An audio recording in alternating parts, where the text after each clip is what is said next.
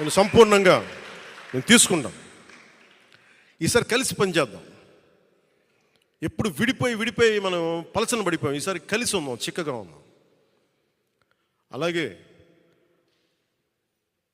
Bharat Ratna award వచ్చిన కర్పూరి ఠాకూర్ గారికి ప్రత్యేకంగా నా అభినందనలు తెలియజేసుకుంటూ, పద్మవిభూషణ్ అవార్డు వచ్చిన శ్రీ వెంకయ్య నాయుడు గారికి,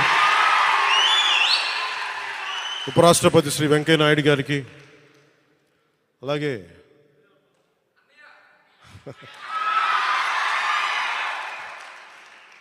మా పెద్దన్నయ్య మెగాస్టార్ చిరంజీవి గారికి